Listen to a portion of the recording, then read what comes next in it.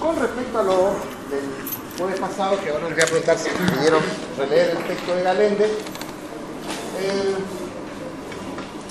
Ustedes saben, muchos de ustedes fueron la última semana de agosto al Congreso Mundial de la Salud Mental, ¿no es cierto? En Buenos Aires. De hecho, yo me encontré con varios de ustedes en el Congreso. Ahí estuvo, presentó su libro más reciente, la gente que hizo la reforma del sistema de salud mental en la provincia de Río Negro, que es la pionera en la Argentina. Yo algo de eso hablé sobre el final de la clase del jueves pasado, mostrándoles que, si bien era los modelos clásicos, esto que escribe el texto de Galende, yo le decía, bueno, lo de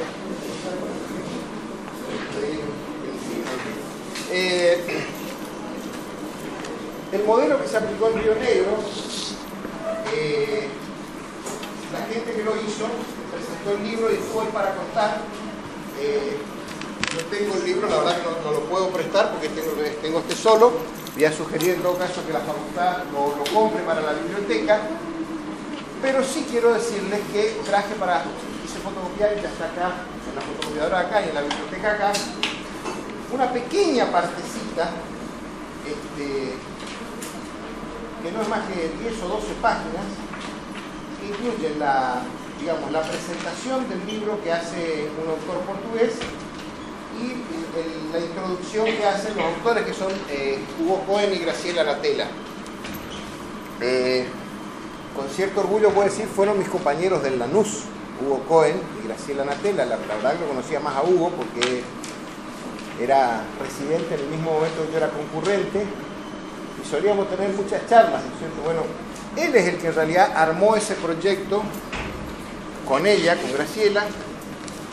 Eso es lo que ustedes a lo mejor conocieron vagamente, y están las películas acá, sobre lo que, algo así como más o menos, tomando esas ideas, es lo que se hizo en la provincia de San Luis, que hizo un doctor Pellegrini, que estuvo en este instituto hace un par de años atrás disertando, ¿sí? Ustedes lo conocen a Jorge Pellegrini. Estuvo acá, hay muchos libros de él, creo que están los libros en la biblioteca, sobre cómo hizo él la reforma en salud mental en la provincia de San Luis. Pero quiero decir la verdad, eso es como una especie de transportar gran parte del modelo de Río Negro a San Luis. No es del todo igual el proyecto que llevaron adelante en Río Negro. Quiero hablar de esto porque ese proyecto sirvió como base a la actual Ley Nacional de Salud Mental, que se sancionó hace un par de años en la Argentina, que se está tratando de implementar en todo el país. Y me parece muy pertinente hablarlo hoy porque hoy, el 10 de octubre, es el Día Mundial de la Salud Mental. El mundo entero, hace ya unos 10 o 12 años, estableció un día, así como hay el Día del Cáncer de Mama o del Cáncer, el Día Mundial de la Salud Mental, que es casualmente hoy 10 de octubre. También hay que decir que la Organización Mundial de la Salud, en el año 2004, o sea, hace 9 años, planteó que la formación médica tenía que incluir, no ya como históricamente tenía 4 especialidades, que eran pediatría, obstetricia, cirugía y clínica, tenía que incluir una 5ª especialidad, que es la especialidad de salud mental.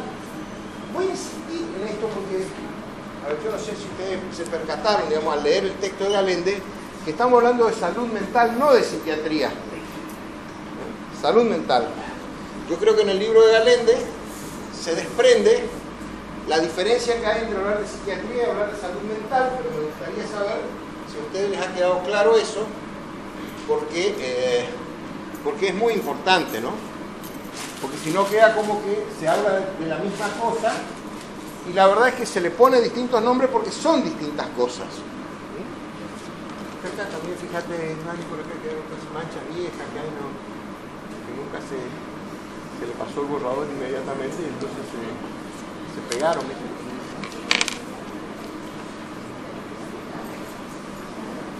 En este texto, que está el prólogo de este autor,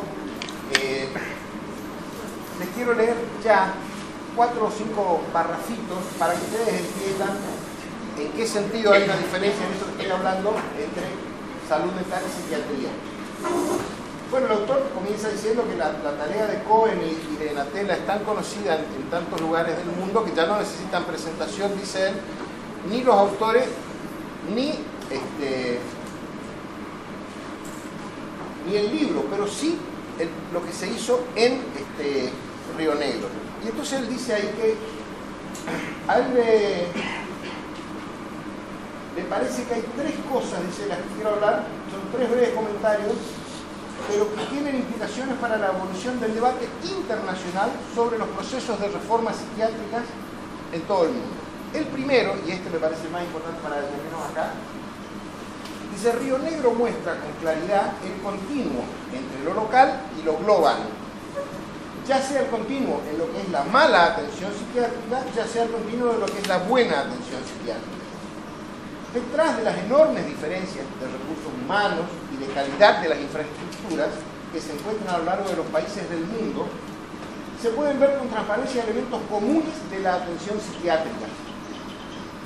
Estos, los elementos comunes de hecho, dependen, fíjense lo que dice, ¿no?, este autor, de la identidad de la psiquiatría en cualquier país del mundo, la cual se manifiesta por medio de, y enumera qué es la identidad de la psiquiatría en todo el mundo. Fíjense esto, que interesante pensar estas cosas. Primero dice, una asistencia psiquiátrica centrada en el rol hegemónico del hospital psiquiátrico. Segundo, una cultura asistencial separada del sistema de salud, opresiva y a veces violenta. Tercero, una hegemonía de modelos terapéuticos exclusivamente biomédicos. Cuarto, una influencia capilar y perversa de la industria farmacéutica. Quinta, una separación dramática entre el discurso humanista de los profesionales, la orientación psicodinámica y su práctica, que de hecho permanece alineada con las prácticas tradicionales de la psiquiatría institucional biomédica. Esto es un palo para nosotros también, ¿no? Porque sería, declamamos que somos partidarios de la psicología dinámica, pero en los hechos, la práctica dice, permanece alineada con las prácticas tradicionales de psiquiatría institucional biomédica. Quinto, una resistencia sistemática de los psiquiatras al cambio, o sea, una defensa corporativa y gremial del statu quo. Y por último, la ausencia de todo rol protagónico de los usuarios. Es decir, nunca se les pregunta a los que reciben el servicio qué opinión tienen del servicio que reciben. Esta era la realidad, dice, de Argentina y de Río Negro cuando empezó la experiencia que aquí se relata. Una realidad local que representaba en escala reducida la realidad global. Una segunda característica, dice, la reforma de Río Negro fue reconocida más afuera que dentro de Argentina. Hay que considerar que la reforma rionegrina ocurre durante una década en la que las instituciones internacionales como la OMS y la OPS, la Organización Mundial de la Salud y la Panamericana de la Salud, empiezan a cambiar su actitud conservadora y orientan su estrategia hacia la defensa de los derechos humanos de los usuarios de la psiquiatría y hacia modelos de atención comunitaria. Esta coincidencia entre innovación local e innovación global permitió a Río Negro salir del aislamiento en que el mundo de la psiquiatría oficial argentina lo quería mantener. Para entonces, la Organización Panamericana de la Salud, gracias a su líder progresista Itzhak Lebab, propicia la histórica conferencia de Caracas en 1990, y este evento asume una relevancia internacional imprescindible que fortalece también la experiencia rionegrina, que a partir de Caracas no es más la, entre comillas, aventura de un pequeño grupo de profesionales estigmatizados, aislados o ignorados por la psiquiatría oficial, sino que es reconocida como la experiencia de un grupo local enmarcado dentro de un proceso regional y global que tiene por arriba la autoridad moral y técnica del Informe Mundial de la Salud 2001 de la OMS, en el cual las posiciones progresistas de la psiquiatría comunitaria y antiinstitucional son al fin reconocidas y aceptadas. Es decir, bueno, después sigue, ¿no? Pero digo, parece interesante mencionar esto hoy, que el Día de la Salud Mental, esta tarde, para los que son de Resistencia, va a haber en la plaza central un acto a la tarde que hacen los integrante del servicio de la sala 13 de Ferrando. Y mañana va a haber uno aquí en Corrientes desde las 5:30 de la tarde en la Plaza Cabral, en relación a tratar de ver cómo se empieza a despertar en la comunidad alguna idea respecto a que esto que se viene haciendo hasta acá, por lo menos, está claro que no funciona mal, no cura a los pacientes, sobre todo no los reinserta a los pacientes en la vida social y comunitaria, y tiene un conjunto de otros problemas. Salud mental, entonces, cuando ustedes leyeron a principio de año en esa definición de Vidal y Besman, dice que es un estado sujeto a cambios. Es decir, uno puede hoy no tener salud mental, mañana podría tener, pasado lo podría volver a tener. ¿De qué depende que uno la tenga o que no la tenga?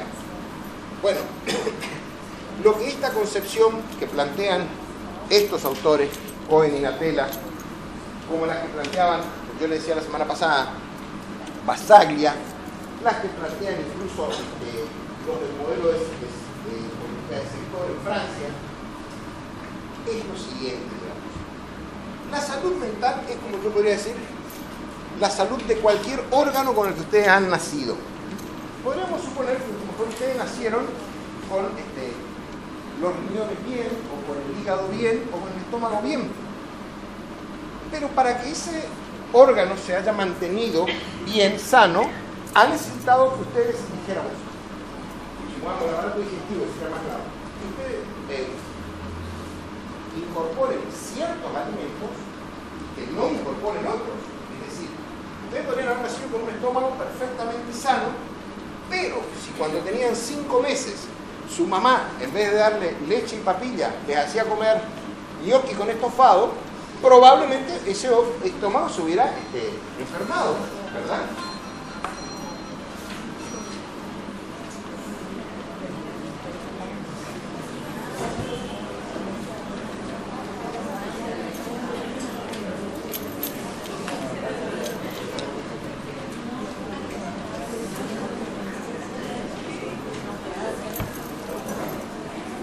De la misma manera uno podría decir, capaz que ustedes nacieron con el corazón bien, pero si desde que tienen 6 años, cada vez que comen una comida, la dejan blanca de sal arriba, es probable que cuando tengan 25 sean hipertensos.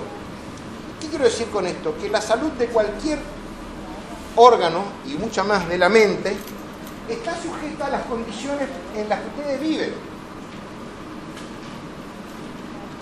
Esa idea es una idea interesante porque, en primer lugar, digamos, para decirlo, enfrenta claramente a lo que son históricamente las psiquiatrías organicistas, ¿sí? Las psiquiatrías organicistas van a plantear que la enfermedad es producto de la enfermedad de un órgano. Por lo tanto, la psiquiatría, como rama de la medicina, pretende saber en qué consiste la enfermedad de un órgano y el tratamiento de un órgano. Por lo tanto, alcanzaría que si lo que está enfermo es solamente un órgano o una parte de un órgano, supongamos el cerebro, bueno, se le dé la terapéutica apropiada a esa parte del cerebro y con eso la persona se cura.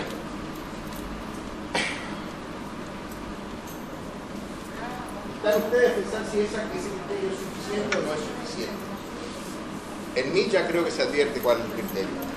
Pero de la misma manera se podría decir que uno piense la psicología de la misma forma, ¿sí? En el sentido de decir, mire, lo único que importa, supongamos, para decirlo un poco caricaturescamente, ¿no?, es cómo esta persona resolvió su Edipo de niño y después no importa más nada. Y uno dice, bueno, mire, tiene importancia Dios, pero no es lo único. No es lo único. Bueno, el concepto de salud mental propiamente a lo que alude es que para mantener nosotros nuestra salud necesitamos de un conjunto de cosas, ¿no? Y entre ese conjunto de cosas, además necesitamos que, dijéramos, el órgano del cerebro estuviera no dañado, que la estructura de la mente no estuviera dañada, sino que además necesitamos, por decirlo, de haber recibido educación, de haber recibido afecto, inclusión social, realizar actividades culturales que nos hayan formado intelectualmente. El día que nos hacemos grandes necesitamos seguramente tener un trabajo, algo, digamos, que haga a toda esa cosa que uno llamaría la vida, ¿no?, y que va mucho más allá del funcionamiento de un órgano o de cómo se estructuró un aparato a los 6 años. Bueno, la idea de salud mental es esa. Es decir, que nadie puede, como se suele decir a veces, ¿no? Y esto se dio históricamente en la historia de la humanidad, saben que ahora ustedes ya no lo ven tanto, pero hasta hace no tantos años se decía que la mayor causa de enfermedad en todo el mundo, en los lugares más pobres lo sigue siendo, es la falta de agua potable de cloacas. Y eso no son recursos de salud. El agua potable o las cloacas son un recurso de salud hacia la infraestructura, digamos, de provisión de agua y de que ese lugar, esa ciudad, donde sea, elabore alguna forma de dejar sus desechos en algún lado. De hecho, incluso lo que ustedes leen ahora que pasa en muchas ciudades ya de nuestro país, ¿con qué se hace con la basura? ¿Dónde se la pone? ¿Qué se hace? ¿Se la quema? No, si se la quema, ¿qué pasa con el humo que se tira a la atmósfera? Y si no se la quema, ¿dónde se la pone? Al aire libre, enterrada bajo 20 metros. ¿Qué pasa con los productos que no son degradables? Lo que pasa el plástico, por ejemplo, de toda la gaseosa que ustedes consumen. Digo, esas cosas influyen sobre la salud, pero eso no tiene que ver con el cuerpo de cómo nació una persona o de si tiene un médico a su alcance o un remedio. Tiene que ver con otras cosas. Bueno, en salud mental la idea es más o menos la misma, es decir, que yo podría haber nacido orgánicamente, digamos, perfecto, pero sí, cuando tenía 2 meses y medio, mi madre me abandonó, a los 3 años me internaron en una institución para niños abandonados. Ahí fui maltratado por mis cuidadores, fui abusado por chicos más grandes. Y bueno, lo más probable es que yo llegue a los 10 años y a los 3 también como estaba cuando nací. Es decir, eso tiene que ver con las condiciones en que viví. ¿Sí? De eso es de lo que hablamos cuando hablamos de salud mental. De eso se habla. Por eso el libro se llama Salud Mental y Psicoanálisis. Por eso estamos hablando de políticas en salud mental. Por eso es lo que hablaba el jueves pasado de todos esos modelos, ¿sí? Desde la comunidad terapéutica, que es el primer intento de pensar que la evolución de las personas tiene que ver con cómo viven, en este caso, adentro de un hospital psiquiátrico, a todos los otros modelos, al de los servicios de comunidad de Estados Unidos, a la política de sector de Francia, que es cómo viven en su lugar, de donde están viviendo, y mucho más con la política de desmanicomialización, que es lo que hizo Hugo Cohen y Graciela Natera hicieron en Río Negro, que cerraron el hospital psiquiátrico. La provincia de Río Negro tenía un solo hospital psiquiátrico que quedaba en una localidad pequeña que se llama Allen. Allen, ahí lo pronuncian Allen. Bueno, en Allen, que queda más bien cerca de Bariloche, pero no en Bariloche, y lejos de los grandes centros urbanos de la provincia de Río Negro, es decir, de Villa Regina, de Cipolletti, queda lejos de todos esos lugares. ¿Sí? Entonces, ¿qué ocurría, digamos? Cuando alguien tenía una crisis, en la provincia de Río Negro, busca todo el ancho del mapa en la Argentina, ¿no es cierto? De este a oeste. El hospital quedaba cerca del oeste, cerca de la cordillera. Bueno, cuando una persona a 380 kilómetros de ahí tenía una crisis psiquiátrica, ¿qué hacían? La llevaban a alguien. Bueno, ¿cómo hace esa persona para recibir visitas frecuentes? Si nosotros suponemos, digamos, por decir así, que la familia es el primer núcleo de referencia y de inclusión social, ¿cómo hace la familia para visitarlo si su paciente vive a 380 kilómetros? ¿Cómo hace él para mantener sus amistades? Si se va a vivir, los internados, como ustedes saben, muchas veces las internaciones psiquiátricas, porque se trabaja mal, se hacen muy largas. Y largas me refiero a que exceden los 60, los 90 días, se va desgastando el vínculo social. Si esa persona tiene un trabajo, probablemente lo pierde, porque eso no puedo seguir esperando que venga. ¿Cuándo lo van a dar lata? Y no se sabe, que puede ser este año, puede ser el otro año. Como yo suelo decir un chiste, ¿no? Esto se va a curar en un año. Lo que no se sabe en cuándo. En el 2014, en el 15, pero en un año va a ser, ¿no? Entonces digo, entre ese sentido, la persona va como desvinculándose de toda pertenencia social hasta que llega un momento en que no puede volver a su lugar de origen, que muchas veces no quiere volver a su lugar de origen. Porque se habituó a esto que es el síndrome de hospitalismo, el síndrome de hospitalización, ¿sí? O lo que sería, se institucionalizó, como se dice. Se convirtió en un integrante más de la institución. Como bien dice, la institución supuestamente tiene el personal, que sería relativamente estable, y los pacientes, que serían absolutamente variables, ¿no es cierto? Bueno, él se convirtió en una especie de cosa intermedia. No es como personal estable, pero tampoco es variable como los otros pacientes. Se quedan, permanecen años ahí. Bueno, contra eso y contra lo que está hoy por hoy toda esta política y la Ley Nacional de Salud Mental, concretamente, que hay que decirlo, tropieza con enormes inconvenientes para ser aplicada. Esos inconvenientes provienen muchas veces del afuera del campo de la salud mental, pero muchas veces del adentro. Muchas veces del afuera, yo creo que les comentaba los otros días, la nueva ley, por ejemplo, impide que una persona sea internada en un hospital psiquiátrico por el solo hecho de que haya un juez que lo disponga, si no hay por lo menos 2 profesionales de la salud mental que firman, uno de los cuales tiene que ser psicólogo. ¿No? Bueno, a los jueces no les gusta eso, es una pérdida de poder. Es más, yo diría, tampoco le gusta mucho a los psiquiatras, porque decir que tienen que ser 2, uno de los cuales tiene que ser psicólogo, ya como diciendo, entonces, los locos no son solamente propiedad de los psiquiatras. No, los locos no son propiedad de los psiquiatras, efectivamente. En tercer lugar, no les gusta esta política, digamos, como la que aplicaron Cohen y esto, a los laboratorios farmacéuticos. Porque la verdad es que si uno piensa que por vía de esos recursos sociales, participación, por ejemplo, en grupos, en iglesias, en actividades comunitarias, en ONG, esas personas mejoran su salud, entonces seguramente lo que pasa es que requieren menos medicamentos. Y es la verdad, esas personas requieren menos medicamentos. Es decir, pero hay resistencias desde adentro del campo de la salud mental. Los que trabajamos en salud mental, yo les contaba el otro día, esa experiencia que a mí me la contaron porque fue anterior a que yo trabajara ahí, de cuando en el psiquiátrico de acá funcionaba como comunidad terapéutica. Y los pacientes se sentaban a la mañana y decían, mire, el psicólogo Lucena vino tarde hoy, tenía que haber venido a las 8, pero llegó 9 menos 20. El psicólogo finge, llegó tarde hoy. Digo, a uno no le gusta mucho que, entre comillas, un loco diga eso, que es la verdad, ¿no?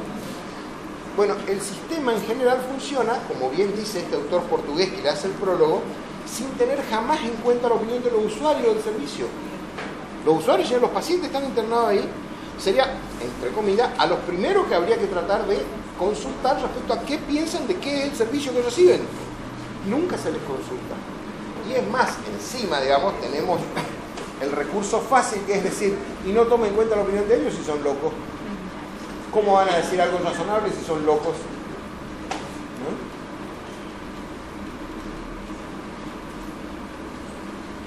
Digo, no hace falta más que ver, como dice Piero, ¿no? Las cosas se cuentan solas, solo hay que saber mirar. Si ustedes miren a su alrededor nomás, se van a dar cuenta que muchos de las personas con las que uno se topa a diario, en la esquina, en la vida misma, te va al kiosco, al supermercado, a la facultad, a tomar un colectivo, vos te das cuenta, escucho que son personas que uno, así como dice, diría, che, este parece medio loco, ¿no es cierto? Y capaz que sea cierto, pero sería entonces que la mayoría de los que parte de los que son medio locos, o 3/4 locos, no están en los hospitales psiquiátricos. Claro que no, efectivamente. Pero en un sentido me parecía está bien porque las personas no tienen por qué vivir en un hospital psiquiátrico, pero lo que quiero decir es revisar ese prejuicio que tenemos de que los que están allá detrás de ese murallón, esos son los locos y nosotros somos los sanos. Sanísimos son. Sanísimos. Tenemos nomás 3 femicidios por semana, pero no nada, sí, eso es sanísimo, ¿no es cierto? Porque eso que hacen los femicidios están en la sociedad como usted y yo, no están internados en los hospitales psiquiátricos. Ese que supuestamente parece que le secuestró, le mató a la chica esta de la serie, ese estaba en la sociedad, no estaba internado en los hospitales psiquiátricos. Ese que mostraban ayer y hoy en la televisión, ese que va a 120 pasando un semáforo rojo y le mata a una maestra, Ese no estaba internado en un hospital psiquiátrico. Ahora uno diría, bueno, alguien tiene que estar rematadamente loco para andar cruzando los semáforos rojos a 150, como anduvo el set que se compró el Audi y le mató a la pareja que iba en moto hace 20 días en Buenos Aires. Nadie de eso estaba en un hospital psiquiátrico. Nadie de eso tuvo ni siquiera un diagnóstico de loco previamente. Quiero decir con esto que las más grandes locuras las cometen las personas que supuestamente estamos sanos. O sea, otra cosa que involucra esto de salud mental, por eso yo les digo por la vía más sencilla, que es preguntar a los usuarios qué les parece, es lo que llamaríamos más globalmente una política de tener en cuenta los derechos humanos de todas las personas. Y sería, estas personas que están en un hospital, por estar en el hospital, ¿pierden su condición de humanos? No, ¿verdad? Bueno, entonces quiere decir que les siguen habiendo los mismos derechos humanos que a las personas fuera, porque siguen siendo humanos. Entonces, ¿qué ocurre con la forma en que se vive adentro de los hospitales? No me voy a extender con eso porque circulan miles de películas, escritos, artículos, donde cuentan cómo viven los pacientes en los hospitales. Les sugerí el jueves pasado, no sé si alguien leyó el libro de Goffman, Internados. Vuelvo a sugerir, lean Goffman, lean Internados. Van a ver cómo viven los pacientes. Eso está hecho incluso sobre la base de un hospital psiquiátrico de Estados Unidos. Que eso es la que estaba la película esa que le decíamos el otro día, Atrapados sin salida. También hay. O sea que en el marco de, llamémosle, mejores condiciones materiales que las que tienen en nuestro país, se cometen las mismas tropelías que se cometen allá. O incluso peores porque son un poquito más sofisticadas, más refinadas, o sea, más engañosas. Yo les sugiero que vean esa película para ver el papel de la enfermera que supuestamente coordina la terapia grupal.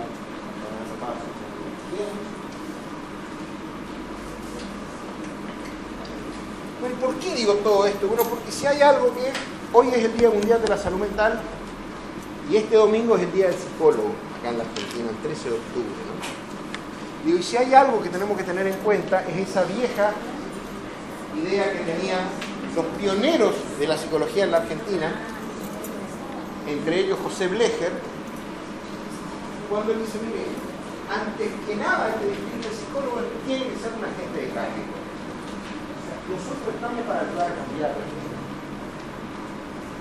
a la gente en términos individuales, a la gente en términos de pequeños grupos familiares, a la gente en términos de macrogrupos. Esa es nuestra tarea, ser agente de cambio. Por lo tanto, con este estado de cosas en que están actualmente las cosas, parece que hay que decir que seguramente los psicólogos tenemos una parte de la culpa en que eso sea así, pero suponer que tenemos una parte de la culpa que es correcto, también quiere decir que entonces está en nosotros la posibilidad de subsanar eso, porque no depende de ninguna acción metafísica, no depende de los ángeles, depende de humanos eso. Y esos humanos, entre ellos somos nosotros, los que tendríamos que hacer algo para que las cosas cambien. Bueno, me callo, quiero escuchar sus comentarios, preguntas sobre todo esto que hablamos el jueves pasado y esto que estoy comentando hoy. En el mismo Congreso de Salud Mental que nos cruzamos, había una exposición de un médico psiquiatra de Santiago del Estero que defendía al hospital psiquiátrico y finalizó su exposición diciendo no al cierre de los hospitales psiquiátricos, fundamentando en que la familia nunca quiere al loco dentro de la misma, y el hospital psiquiátrico en ese momento funciona como Auschwitz, digamos, que van y lo depositan ahí dentro y es el único lugar donde pueden estar, decía él, y hasta incluso dio el ejemplo de uno de sus pacientes que después lo vio vendiendo, no sé si era virome, como vendedor ambulante, ya casi reinserto en la sociedad. Entonces, de eso él se agarraba para defender, digamos, los hospitales psiquiátricos. ¿Le escucharon ustedes el comentario que hace acá el compañero Hugo Lucena? ¿No? Sí, sí. ¿Escucharon? Habla mirándole a ellos. En el Congreso Mundial también había un médico psiquiatra que defendía la postura de los hospitales psiquiátricos.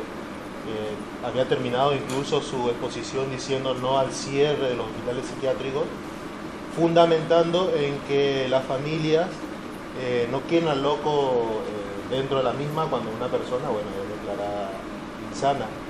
Entonces lo que hacen es depositarlos en el hospital como si fuera, no sé, un campo de Auschwitz más o menos, y es allí donde el enfermo realiza su reinserción a la sociedad. Incluso él había dado el ejemplo de uno de sus pacientes que lo había cruzado en la calle y estaba vendiendo viromes, lapiceras, ya como una actividad reinserta dentro de la misma sociedad. Y tomaba esto para, bueno, declararse no al cierre de los hospitales. Ponía el número de la ley también al final de la exposición. Este hombre era Santiago del Estero, decíamos, Sí, ¿no? sí, un médico psiquiatra. A ver, digo, me parece interesante el comentario tuyo, además porque sería, pone de manifiesto algo, déjame por un instante extrapolar eso a otra situación. Vamos a suponer que nosotros vivimos en esta provincia, en esta ciudad al menos, en un lugar muy conservador, y yo estoy seguro que si a muchos de los varones de esta ciudad nos preguntaran qué nos parece la existencia de prostíbulos, diríamos, la verdad que lindo, uno se divierte un poco con las putas, un rato, ¿no? O sea, y ese entonces sería argumento para que sigan existiendo prostíbulos, porque a los varones les gusta y no quieren que no haya más prostíbulos, ¿no es cierto? Ahora digo, en esa cuestión ha involucrado una cuestión muy profunda de, la verdad hay que decir, una problemática ética. Es decir, sabemos luego que el 99% de esas mujeres que están en esos prostíbulos están ahí por la fuerza, contra su voluntad, amenazadas de muerte, castigadas, y como quien dice que tienen que elegir entre eso, o como decía el padrino, les hará una propuesta que no podrán rechazar, ¿viste? Porque si rechazan eso, el próximo paso es matarlas, como el caso de Marita Verón. ¿Sí? Entonces quiero decir que es un absurdo decir que eso tiene que seguir existiendo porque hay un grupo de la sociedad que quiere que exista. Porque para que eso exista, ese grupo de la sociedad, entre comillas, son los que, llamemos, detentan el poder y lo ejercen de una manera semejante a la de la esclavitud, esclavizando a otras personas para que hagan lo que estas personas que tienen el poder quieren. Y se ignora ahí que hay una problemática ética en juego, una problemática, si le queremos llamar en algo más tangible, de derechos humanos. Es decir, esta persona que dice, yo no quiero que mi familiar esté en la calle, quiero que esté en un hospital psiquiátrico, supuestamente tiene más derecho que la persona que va a estar en el hospital psiquiátrico. Y eso es discutible, muy discutible. Las familias muchas veces, como dice, designan como locos, dentro del seno de una familia, a aquel personaje que es el más crítico de la organización familiar, por ejemplo. Eso ya lo vio Pillón Rivera hace 50 años cuando hablaba del papel del chivo expiatorio, ¿sí? En los grupos. ¿Quién es ese? El que viene y dice, mire, acá las cosas se hacen mal, para ponerlo en relación a algo moderno, es el hijito de Pierri, en el reportaje que le hace Leo Rosenweiser, que dice, pero boludo, mató a Ángeles. Cuando el padre está queriendo defender lo indefendible, digamos, el chico sabe que dice, pero boludo, mató a Ángeles. Dice, yo sé cómo la mató, dice. Digo, ese personaje es el que, si fuera un adulto, la familia diría, este hay que internarlo, dice cada pelotudez, y donde podríamos poner pelotudez, igual verdad. Bueno, ese miembro de la familia muchas veces es el que la familia quiere segregar y dejarlo afuera. Para que no venga acá a cuestionarme, echarlo las bolas, amargarnos la vida con esto de que acá tu papá y tu mamá las cosas van como el culo, ¿viste? Que tu papá tiene 3 amantes, que tu mamá se escapa por ahí, tiene un toquecito, que tu hermano mayor esté adicto al alcohol, Mateo. Bueno, entonces, el que viene a explicitar eso, muchas veces es el que es señalado por la familia como el loco de la familia. Entonces digo, de eso es de lo que se está en juego acá. Cuando decimos, bueno, mira, el hospital supuestamente lo rehabilitó a este señor. Capaz que sí, pero lo que pasa es que ese es un paciente y habría que preguntar cuántos otros pacientes, los que él vio, están también en la calle trabajando de vendedores. Casi ninguno, ¿no? Porque hay que entender que cuando, y eso lo van a ver claramente si acceden al libro, ¿no? El tema es esto: todo el sistema está configurado, digamos, supongamos nuestro actualmente, para que esos pacientes no se rehabiliten. Pero hacemos, como hacen los, para los que son creyentes en las religiones, como hacen los pecadores, ¿no es cierto? Que siguen pecando, pero el domingo van a misa y piden confesar. Y el lunes siguen pecando. ¿Mm? Es decir, es un dispositivo armado para que uno encuentre la forma de expiar la culpa y que nada cambie. Bueno, el sistema tiene lo mismo, ¿sí? El sistema tiene, supongamos, un pequeño sector del hospital donde hay gente que trabaja realmente pensando en la externación, ¿sí? Y la 3/4 parte del resto del hospital no. A ese pequeño sector que trabaja pensando en la externación se le dan insuficientemente los recursos que necesita para que se pueda pensar en la externación. Y después se lee eso como un fracaso del sistema de trabajo. Yo, mi experiencia de trabajar en una institución pública de menores, me enseñó algo, ¿no es cierto? Que hay una forma más sutil de hacer fracasar un proyecto de cambio. La forma no consiste en negar que exista el proceso, sino en ofrecerle inicialmente las condiciones para que eso exista y luego rechazárselas o no dárselas y después decir que la culpa es que fracasó el proyecto. Es como si yo le dijera, mire, yo trabajaba en una institución de menores que tenía, la verdad que el esquema estaba bien hecho para la rehabilitación de menores, pero después resultaba que no habían los recursos para pagar cierto personal que hacía falta. Y uno reclamaba, mire, pero necesitamos, porque yo le dijera, mire, vamos a hacer un centro integral de salud, pero lo vamos a tener cirujanos. ¿Qué vamos a hacer cuando la gente necesita operarse? ¿Se tendrá que morir? No tenemos cirujanos. Y les vamos a decir, mire, este centro funciona como el culo, acá se mueren muchos pacientes. Dice que se morirían menos si hubiera un cirujano y lo pudiera operar.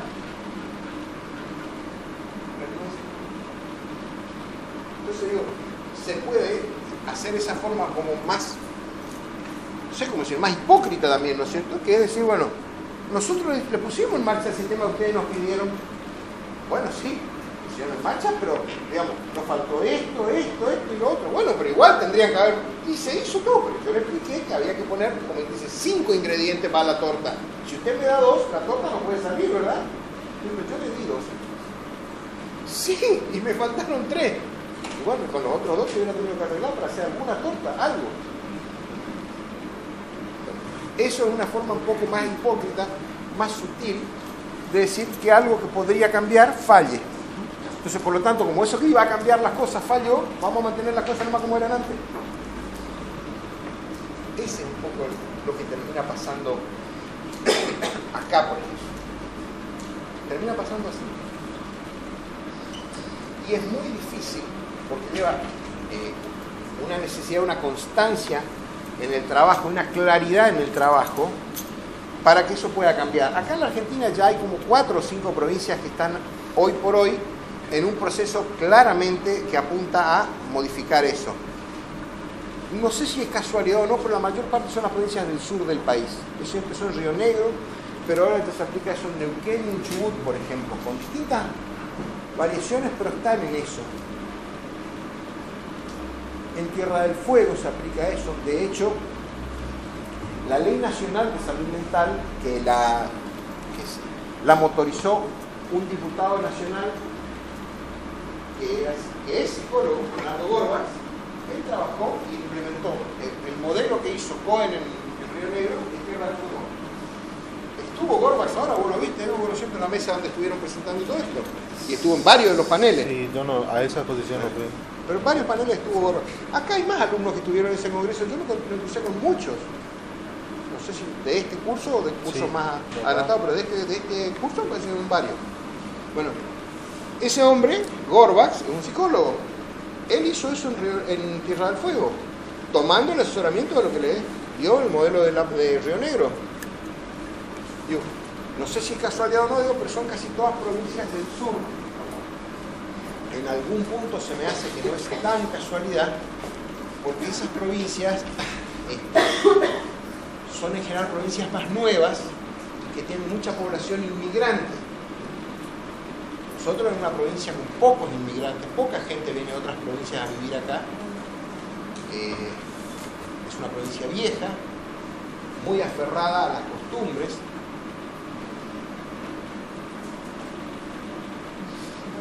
En fin. Y eso se refleja también en la política de salud mental. Eso es lo que ocurre. En la salud mental termina pasando lo que pasa en el resto de la sociedad. Bueno, otras preguntas, comentarios.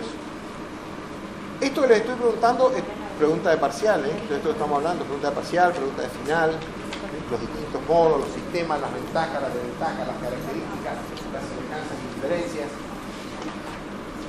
De la experiencia en Argentina.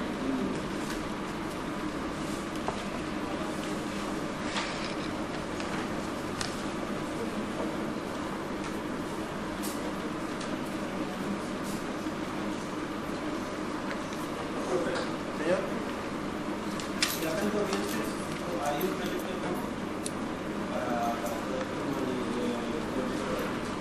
No, ni remotamente. Ni remotamente.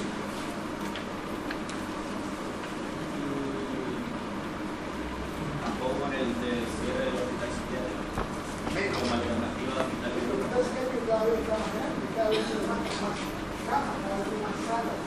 Es un convenio con el PAN, por el cual es el único centro de referencia en toda la provincia para internar pacientes del PAN de Bolivia.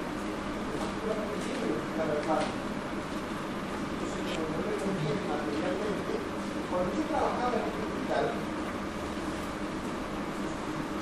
tiene 4 salas generales y una sala de toxicología. Esas 4 salas generales son más o menos hacia para 50 pacientes, cada una de 25 valores distintos. Y la sala de toxicología tenía más o menos 24 camas, 12. Casi todas masculinas, tal vez poco más mujeres. A mediados finales de la década de 80, una de esas salas, que era la sala 3, pasó a ser el servicio que se le enseñó a la policía, y el servicio de internación de los criminales locos. Después de decir, con esa ironía de la vida, ahí también se los policías locos, o sea, los policías están en la cama de al lado con un criminal apuntando. Bueno. En ese momento se advirtió que el hospital podía generar un pequeño servicio que se llamaba de almacenamiento. Y en aquel entonces tenían 4 visitas de 2 camas para aquellos pacientes que porque tenían cobertura de obra social, privado para pagar la internación, el hospital le daba una mejor pieza, una mejor cama, un mejor servicio de tratamiento urbano. Bueno, eso es muy grande, para 4 años aproximadamente no se podía. Y en 2010 eso era disciplina de cancelado. Ahora tiene 8 camas, en el 40. Toda una parte donde era parque, el pacto, se transformó en una visita al lado de la otra. ¿Por qué? Por este convenio que se decía con el pacto, por el cual el psiquiátrico acá era los únicos lugares de referencia donde para que cualquier persona que tenga pacto puede tratarse con el psiquiátrico. Por eso hay es muy bonito eso. Es un hospital que necesita de eso. ¿Por qué necesita de eso? Una tarea. Porque los recursos que le provee solamente el presupuesto público no alcanzaría para cubrir todas las necesidades que tiene el hospital. Entonces, sobre la base de eso, pago se usa una parte de ese dinero, por ejemplo, para ciertas mejoras en el edificio, para el mantenimiento, para la compra de los elementos, incluso para los pacientes que no tienen pago, que los hospitales no tienen, que el Ministerio de Salud les provee. Nosotros a veces no por matar el Ministerio, sino que tienen que llevar una licitación para comprar no sé qué tiapina, ¿sí? Y bueno, hasta que se tramita toda esa licitación paga así como 4 meses. Y a los 3 meses se terminó la vitamina. Y hasta que tiene la partida nueva paga 2 meses. Entonces el hospital con esa plata compra eso para dar a todos los pacientes. También detrás de eso se ocurre una cosa inmoral que hace que los profesionales que trabajan y cobran por atender a esos pacientes que en el PAN aranceles profesionales como se va a poder atender a su consultorio privado. ¿Por qué digo que no va a tener? Porque vos sos profesor de hospital que pagan un sueldo. ¿Para qué te pagan un sueldo? ¿Para que vaya o para que empiece a volver? ¿Les puedo cobrar aparte por atenderlo? No, tengo que cobrar peor. A mí me pagan para atender a todos los que están acá. Y tengo que decir, mira, ¿qué pagan para enseñarle a usted acá así? Pagan para que yo venga nada más, pagan para que le enseñe, ¿verdad? Pero digo que además me cobran 20 pesos por cabeza cada uno por enseñar. Y el que no me paga, no voy a enseñar. ¿Se quiere cobrar o no? Eso es lo Entonces es simple. Es simple. Sí. Formal. Es simple para ver, es complejo para desarticularlo. Porque lo que se beneficia con el sistema no quiere que ese sistema cese. ¿Se entiende lo que digo? A mí me pagan por enseñarme, pero aparte de cobrar cada uno de ustedes por enseñarme. No quiero que pagan eso, porque no por enseñarme, sí, pero aparte de ustedes por enseñarme. Es decir, un sistema muy particular. Eso es, en parte, el arancelamiento hospitalario. Es decir, los profesionales cobran por hacer lo que se supone que el Estado también les paga para que hagan. Bueno, así funciona nuestro sistema. Como siempre digo, y la nave va con un femenino, y marchan así las cosas. Para que marchen así las cosas, no significa que esas cosas estén bien. Marchan así, como casi todas las cosas, cojean de un lado, cojean del otro, pero marchan. ¿Sí? Bueno, es así. Por eso cuando preguntas si esto se va a parecer al sistema del Río Negro, creo que yo espero no caer de la estadística histórica de la expectativa de vida hasta 75 años. Yo estoy seguro que yo no lo voy a ver. A ese cambio. Yo no lo voy a ver. Capaz que me va a dar los años.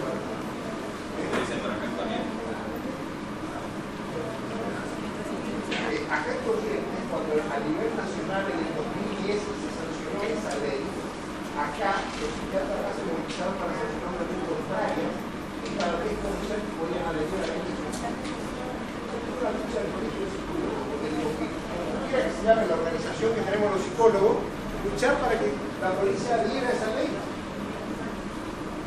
Porque los psiquiatras se movilizaron para que no, para como diciendo, eso aparte, hay que decir la verdad, yo me lo llevo. Es cierto cuando se corriente es república aparte, yo sí es verdad, en el peor de los sentidos, en el peor de los sentidos posibles. ¿Sí? O sea, todo eso que todo el país, y como bien dice ahí el portugués, el mundo entero ya está pensando, la Organización Mundial de la Salud es así, acá no. En el Chaco están bastante mejor que nosotros, bastante mejor. Ahí asesoró muchas veces como yo me lo encontré hace unos años atrás en el Chaco, viniendo a asesorarme a la Dirección de Salud Mental en la época, como te decía, del gobierno radical. En este gobierno peronista, no, yo sé. Pero ellos crearon muchas cosas. Crearon lo que se llama la Casa de Medio Camino, la casita que dirige Freddy Pinto, que se formó también un tiempo con Hugo. Estuvimos con él en el Congreso de Salud Mental, la presentación. Freddy es un enfermero universitario que muy preparado, especialista en salud mental.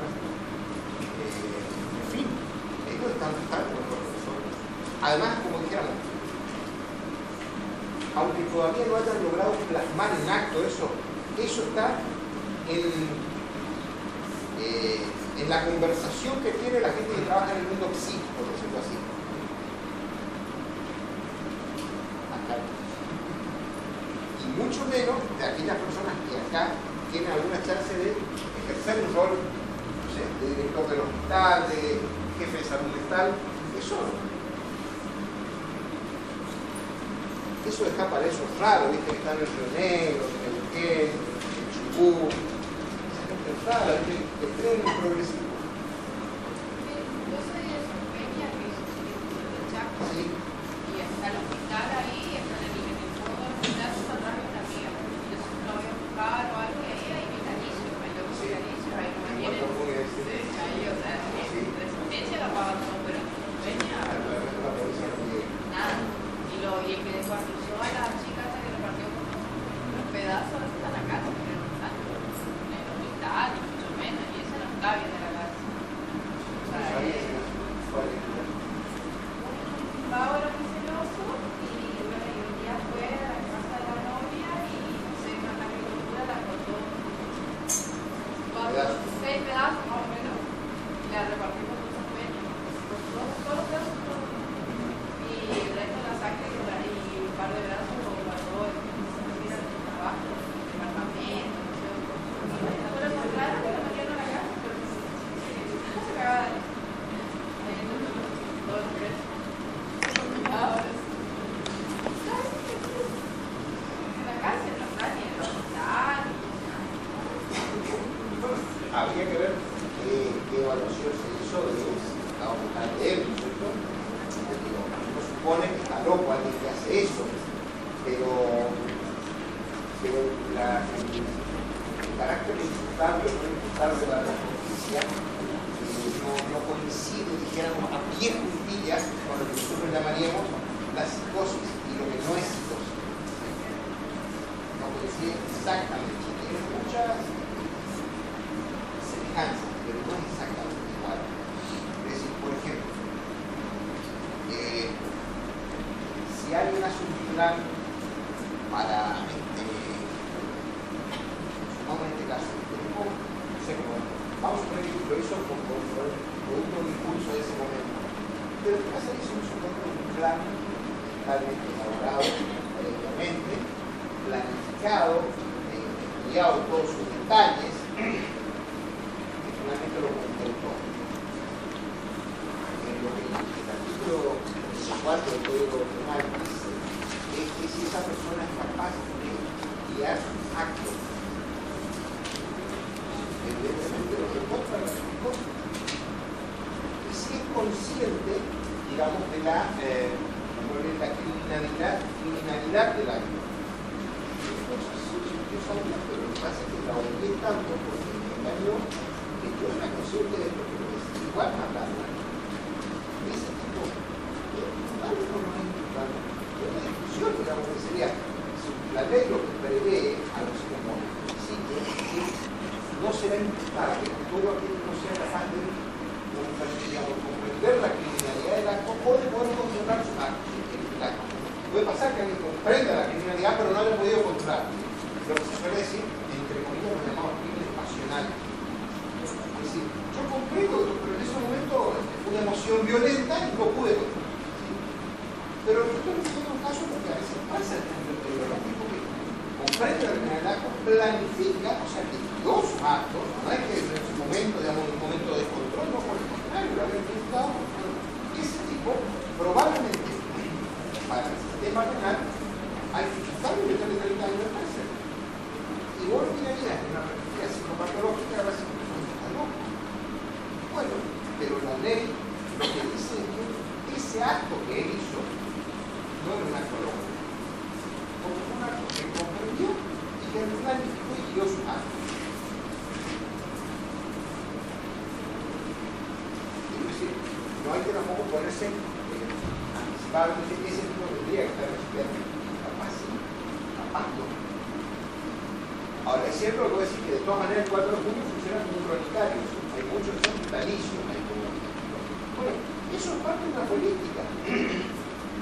Ese servicio, no sé, oye, pero hasta hace unos 5 o 6 años atrás, no tenía ni un médico ni ningún psicólogo de planta.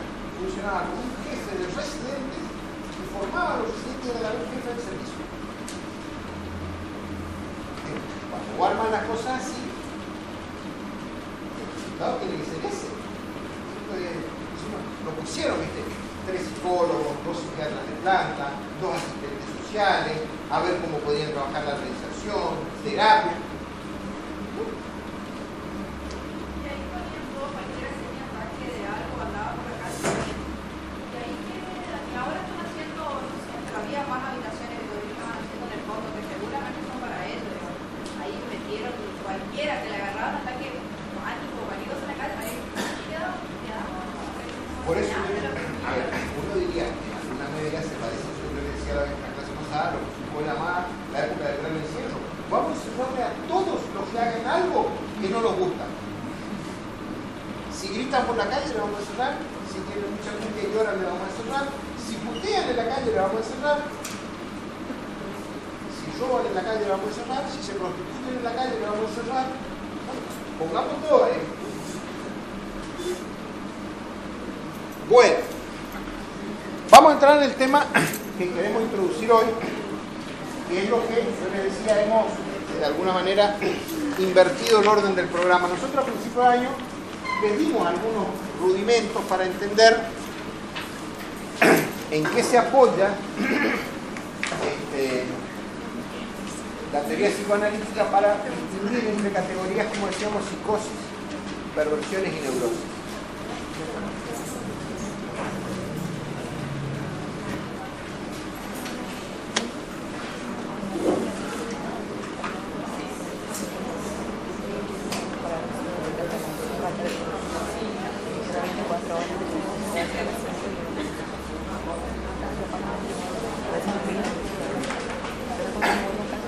El tema es este. Hubo un señor que se llamó Jacques Lacan que tuvo la idea, digamos, de leer la obra de Freud más o menos como las personas que leen la Biblia, estudian la Biblia, como se dice, a la letra, ¿no? Leer textualmente qué fue diciendo. Esa lectura que hizo este señor, podríamos decir, creó una escuela que se llama Escuela Lacaniana, que es una escuela que creó en base a cómo leer la obra de Freud. En la obra de Freud, este señor Lacan encontró algo que es que, más allá de que en algunos lugares de su obra Freud dice que bueno, que estas cosas que él está pensando podrían tener en algún momento una refutación por la biología o por la medicina, o que podría verse, como digamos, refutada su teoría. Hay una base que está en la obra de Freud. Yo tengo entendido que ustedes han leído en profunda la interpretación de los sueños, por lo menos el capítulo 7, y han leído también, no sé si han leído a veces el chiste y su relación con el inconsciente, algo de eso, ¿no? ¿Sí? Sí. Bueno, tanto en el tema de los sueños como en el chiste, lo que aparece claramente es que el análisis que Freud hace es en base a las palabras.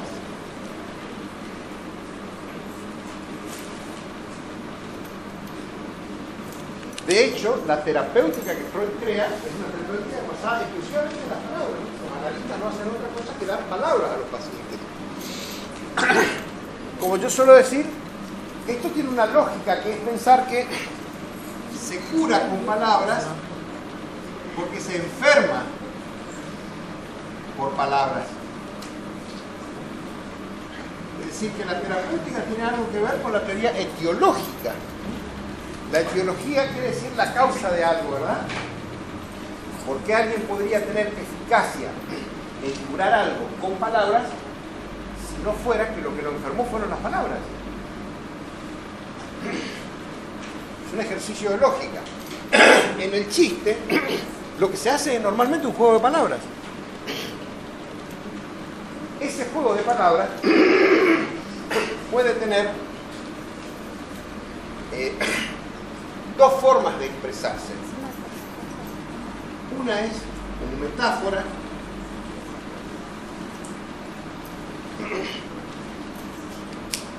Esa metáfora querría decir que cuando yo digo una palabra, esa palabra puede significar más que una cosa. Es decir, lo que todos llamamos los chistes de doble sentido, los llamados chistes verdes, o chistes de doble sentido en general, producen chiste en la medida en que detrás de esa primera significación literal que alguien dice, hay también otra.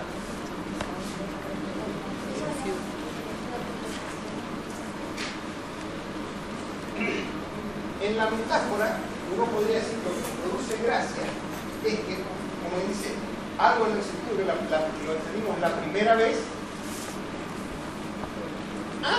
había otra cosa más que estaba dicha en la misma frase, no se agregó más palabras, sino que algo podría querer decir una cosa y también otra, ¿sí? Eso es lo que Freud estudió como condensación.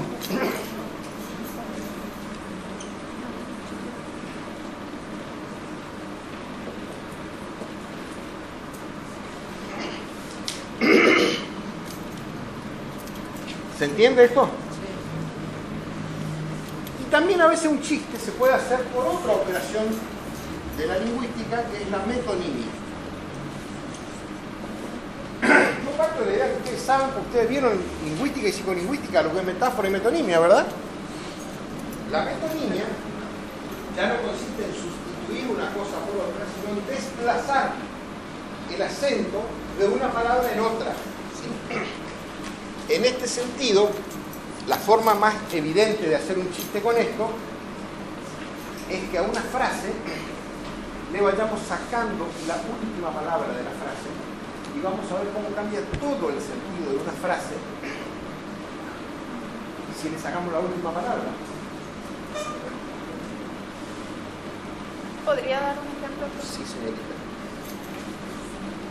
Supongamos que elegimos una palabra que diga, una frase, ¿no? Que diga, una señora le dice a su marido, ay querido, así no podemos hacerlo.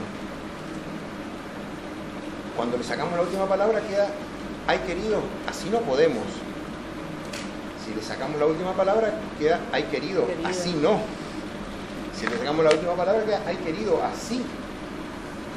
Si le sacamos la última palabra queda, ay querido. Y si le sacamos la última palabra queda, ay. Cada vez que le sacamos la última palabra, la frase cambia por completo de sentido.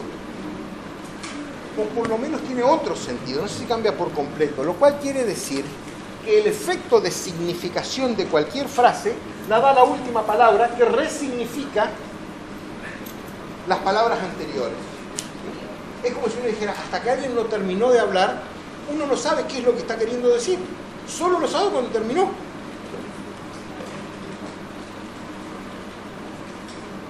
Es decir, que el efecto de significación es un efecto que se produce de atrás para adelante. Eso hace que uno sepa, ¡ah! Era eso. ¿Sí? No es que de adelante para atrás, es de atrás para adelante la significación. El efecto de significación.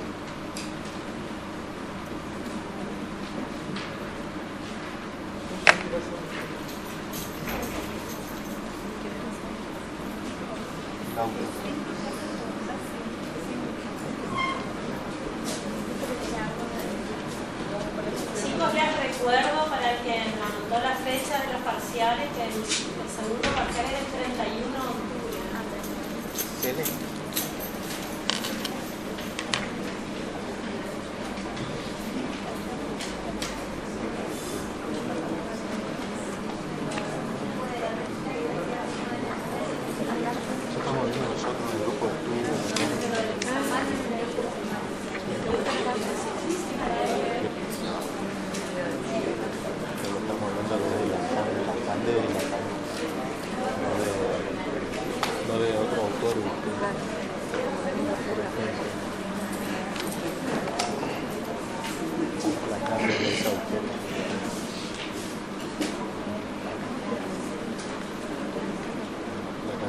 ¿Se entiende entonces? Bueno, lo que Lacan, dijéramos, descubre es que esos mecanismos que Freud consideró que formaban parte del proceso primario, pero también están en juego en el secundario, que son la condensación y el desplazamiento, son exactamente homólogos a esas dos operaciones de la lingüística que son la metáfora y la metonimia. ¿Sí? Bueno, si la condensación y el desplazamiento son los que forman parte, digamos, básicamente de la estructura de cómo es el inconsciente, lo que Lacan dice, partiendo de Freud, entonces, el inconsciente está estructurado como un lenguaje.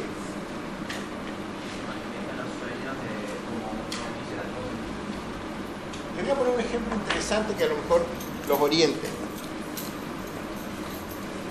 Bueno, él toma, decíamos entonces, la lingüística. ¿Pero qué hace con la lingüística? La lingüística de Ferdinand de Saussure, ustedes habrán estudiado Saussure, ¿no es cierto? ¿Y Jacobson también estudiaron? Sí. ¿Lingüística? Sí. El modelo de comutación de Jacobson. Sí. Saussure había dicho que existía una cosa que se llamaba el signo, que era producto, esto dice Saussure, el signo,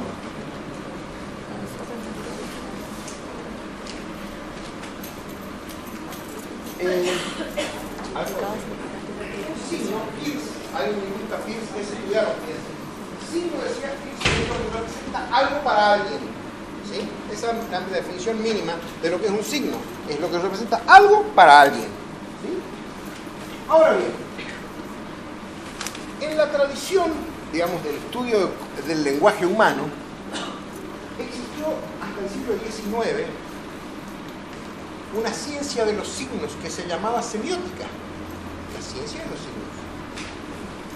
Hasta que aparece Saussure, lo que se pensaba es que el nombre de una cosa representaba a la cosa.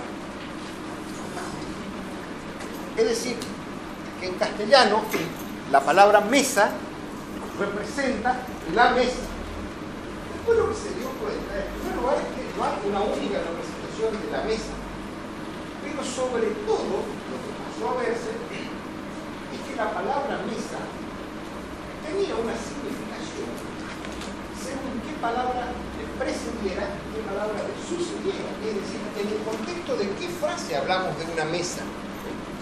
Porque yo le digo, miren, la mesa de diciembre va a ser el 14 de diciembre. ¿De qué mesa estoy hablando? De los exámenes.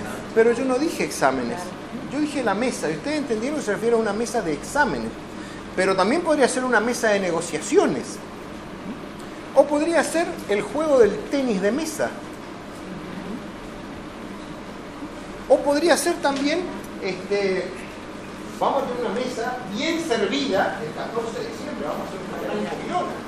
Es decir, que la palabra mesa no tiene un significado único, sino es en relación a las palabras que están antes y a las palabras que están después en esa misma frase.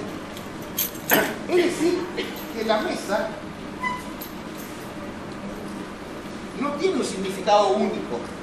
En otras palabras, que esto que decía Saussure, que es que el significado y el significante tienen una relación unívoca, no es verdad. Porque la palabra mesa, que es un significante, su significado es absolutamente variable según el contexto de qué frase se diga. Si yo les digo a ustedes, vengan a la mesa, ¿qué es? Pues yo digo, poné la mesa. ¿De cuál mesa te hablo? ¿De la de exámenes? No, ¿verdad? Levantá la mesa. ¿Qué te digo? ¿Que levante la mesa? ¿O que levante lo que está sobre la mesa? ¿Sí?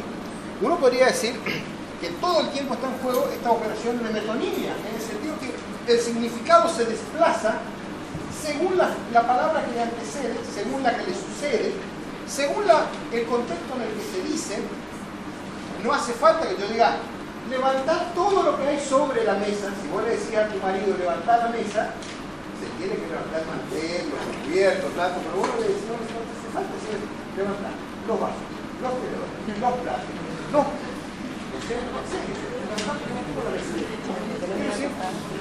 uno dice una parte que representa el todo, ¿sí? También se decía de la metonimia que es una operación que permite representar la parte por el todo. O sea, mejor dicho, el todo por la parte, ¿no? Uno dice, levantar la mesa, ya sabe a qué se está refiriendo. No hace falta enumerar todos los elementos que están sobre la mesa. Y tampoco es que quieres que levantar la mesa, sí. Entonces, lo que Lacan dice es, bueno, hay que decir entonces que esta idea de Saussure hay que dar la vuelta. Sería, lo que tiene que estar arriba es el significante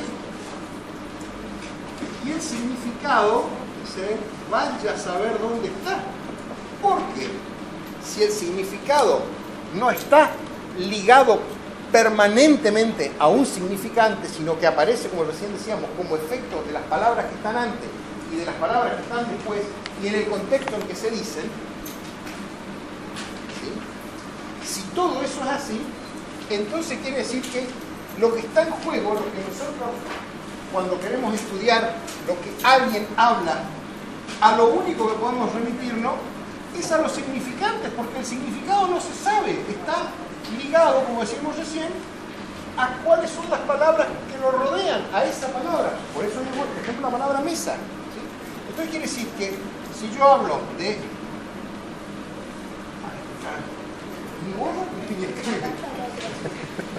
El 14 del 12 vamos a tener una... Hasta que yo no diga la palabra mesa, usted no sabe que vamos a tener 14 del 12. Vamos a tener algo, pero no se sabe qué. ¿Sí? Se vierte entonces que yo digo mesa, esto da significación a todo esto que veníamos hablando antes, ¿sí? Pero además, la palabra vamos, por ejemplo, no se sabe qué significa hasta que no se completa la frase. Por lo tanto, sería...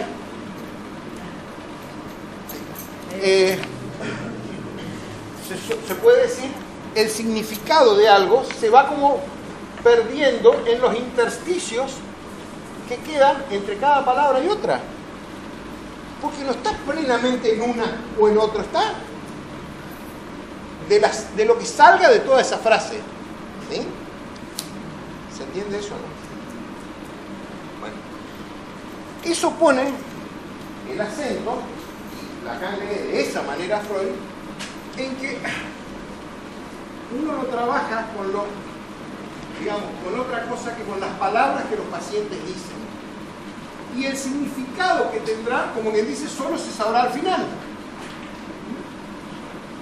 Profe, eso hace la semiología, ¿no es cierto o no? ¿A qué le llamaríamos la semiología? No sé, le pregunto si se dedica a eso, la semiología, a ver La semiología, no sé lo que es la semiología. A ver, por eso digo, ¿qué entendés vos por la la semiología? semiótica, digo que hoy dijo que... Bueno, la semiótica era una ciencia que estudiaba los signos, ¿sí?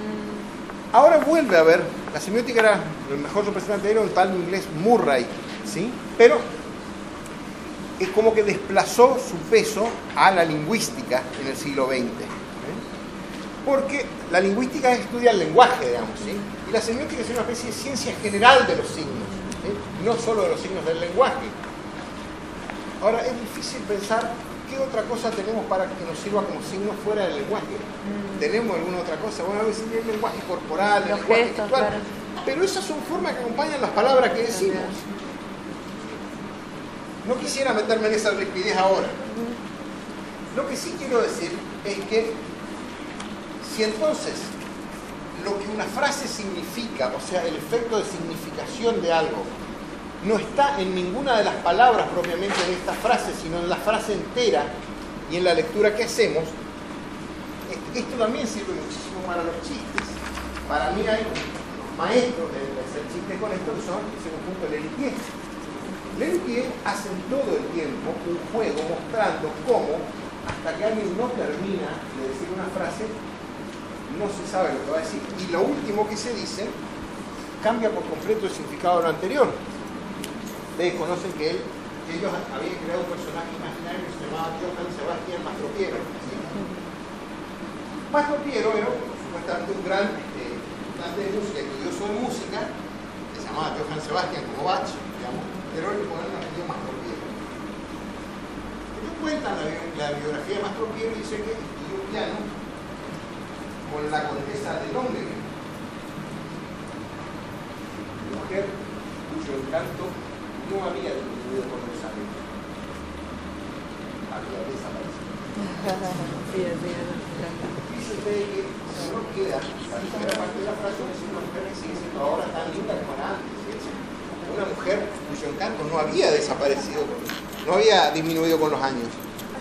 Y hace un pausa, había desaparecido. O sea, no quedó nada del encanto. Fíjese usted que la última palabra le cambia por completo la significación a la frase anterior. Cuenta, por ejemplo, Mastropiero va a probarse en los estudios de la Metro Goldwyn Mayer, que al llegar ahí sufrió un fuerte impacto contra los cristales, porque estaban tan lindos que no los vio. Al entrar en el estudio de la Metro Goldwyn Mayer, sufrió un fuerte impacto contra los cristales. Fíjense ustedes cómo uno piensa una cosa y cuando aparece las una o dos palabras finales cambia por completo porque uno había entendido. Este efecto entonces, podríamos pensarlo, va a tener lo mismo el relato de los pacientes.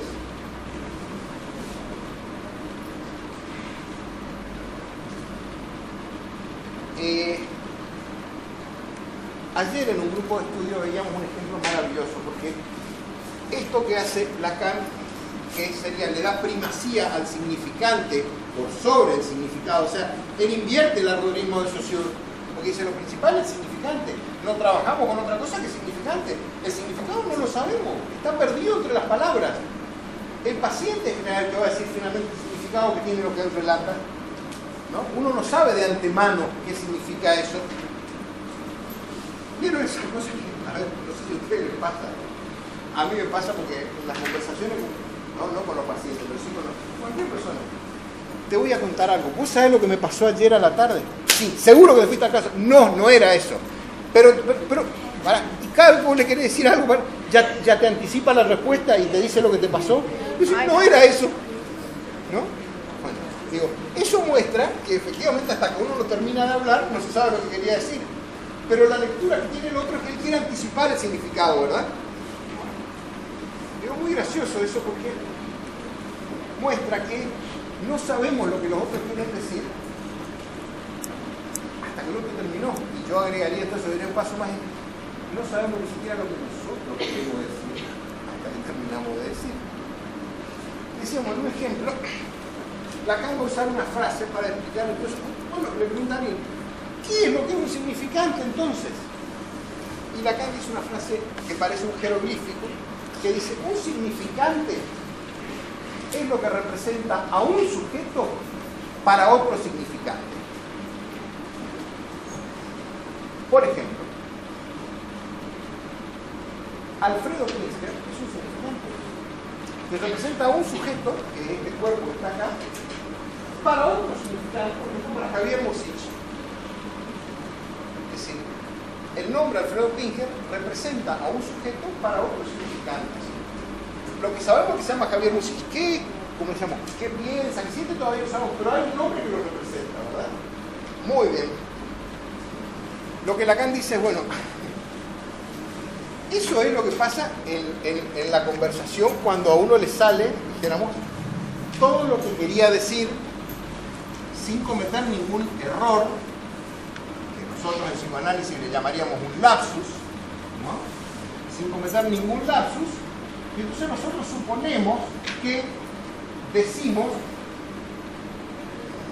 aquello que queríamos decir.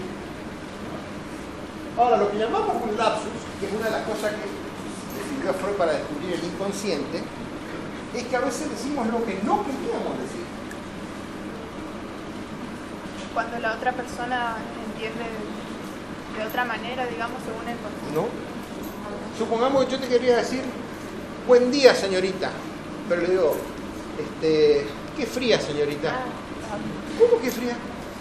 No, quise decir buen día, pero dije, qué fría. Uno podría decir que detrás de eso que yo quería decir, el significante que yo quería decir, dije algo que interrumpió, digamos, esta cadena de significante en la que yo quería hablar, porque dije lo que no quería decir. O pongámoslo de otra manera, no dije lo que quería decir, dije otra cosa. ¿Sí? Bueno, en esta otra cosa está la idea de Lacan, o sea, está la idea de Freud, Lacan le pone este nombre, ahí es donde aparece de verdad un sujeto, es decir, dije una verdad mía. Quiero decir que con esto, que la mayor parte del tiempo que hablamos, como se suele decir, hablamos para no decir nada, o por lo menos nada importante de cada uno de nosotros. Son pocas las veces que las personas de verdad queremos hablar de las cosas importantes de cada uno de nosotros. La mayor parte del tiempo lo rellenamos con boludeces o con cosas sobre otro. Eso que hace que vos te encontrás en el ascensor del edificio y decís, ¿qué humedad que hay hoy, Sí, veo qué día. Eso como dice, ni te va ni te viene, la verdad. ¿Verdad? Las conversaciones sobre el clima, por ejemplo. Parece que va a llover. ¿Y cuándo será que va a parar de llover? ¿Para qué no te O sea, ¿para qué se habla de eso? Para no hablar de otra cosa, ¿sí? Se habla de eso para no, como que dice, comprometerse más a hablar de decir, usted sabe que hoy tengo una clase de psicopatología, tengo un profesor un pelotudo que me aburre, pero como no queda bien decir eso si no le conocés, puedo decir, ¿cuándo parará de llover? Digamos, quiero decir, uno habla de otra cosa para no hablar de lo que de verdad quiere decir. Bueno, ocurre que a veces el inconsciente nos tiende una pequeña trampa y nos hace decir lo que no queríamos decir. ¿Sí? Como si vos tenés dos novias, Marta y Silvia, y te encontrás con Silvia y decís, hola Martita. Martita, ¿cómo me decís Martita si yo soy Silvia? O sea, cagaste ahí. No aclare que oscurece, ¿no es cierto? Porque no hay ninguna forma de explicar eso que te pasó, ¿verdad? Pero sería, vos dijiste justamente lo que no había que decir, lo que vos te habías dicho a vos mismo, no me tengo que confundir. Y fuiste y le dijiste justamente lo que no hay que decir, ¿no es cierto? Es interesante este ejemplo porque existe una idea de que el lapsus propiamente consiste en que uno, digamos, de dos palabras haga una y le saca una que no es ni la A ni la B, ¿sí? Es como yo quería decir, no sé, estaba dudando entre decir si cambiarme o mudarme y de mutearme. ¿Qué es eso? Mutear. Ah, no, me pasa estaba dudando si quería mudarme o cambiarme y dije mutearme, ¿sí? Ese es como, digamos, el ejemplo, entre comillas, representativo, pero en verdadero lapsus no consiste en eso. Consiste en esto que yo dije, que es decir bien dicha una palabra que no tenía que ser dicha, ¿sí? Porque me ponía en una situación comprometedora, ¿sí? Como esto decimos, le digo a una novia por el nombre de la otra. Por eso, voy diciendo a la chica, cuídense de todo eso que le dicen gordita, negrita, porque le dicen a todas así para no confundirse. ¿Sí? Cuando te empiezan a decir así para no confundirse, porque puede tener un empleo a todas le dicen, gordita, igual que a ella, pero era la otra. En cambio, si te llaman por tu nombre, bueno, ahí puede ser que te den más importancia, salvo cuando te dicen el nombre de la otra. Entonces decía, ahí emerge el sujeto. ¿Se entiende? El sujeto verdadero, el sujeto del inconsciente. ¿Sí? Es decir, en un lugar donde la represión que quería instaurar el yo falló. Y entonces se entiende mejor la frase que dice Lacan, que un significante es lo que representa a un sujeto para otro significante. Los analistas, ¿con qué trabajamos? Solamente con significantes, no trabajamos con significados. Veíamos recién por qué. Porque el significado solo se sabe al final. Porque además, de lo único que uno puede estar seguro, como dice, es de las palabras que efectivamente se pronunciaron, se oyeron. De las palabras que se habrían querido decir, pero no se dijeron, no hay forma de saber. ¿Vieron esa cosa ridícula que a veces hacen algunos periodistas en televisión, pero a veces lo hacen los que pretenden explicar, digamos, esos analistas, digamos, que dicen, claro, lo que usted quería decir era tal cosa. ¿Cómo carajo sabe lo que quería decir? La gente, por un fenómeno de fascinación que tiene que ver con la identificación, dice, claro, era eso que usted dijo, eso era lo que yo quería decir. No hay ninguna garantía de que eso es así, pero lo que tenemos que tener claro es que los analistas no podemos hacer eso. Que lo hagan ahí los periodistas y que la gente diga, claro, era eso lo que usted dijo, no quiere decir que esa sea la tarea de los analistas. Para nada, estamos en las antípodas de eso, ¿sí? Yo a veces digo un poco irónicamente, ¿no? Cuando uno va a querer decir algo, cuando uno dice algo, ¿no? A veces uno dice algo y no está tan seguro de que era eso lo que quería decir, pero lo dijo, ¿no es cierto? Pasa eso, ¿no? ¿Les pasa eso?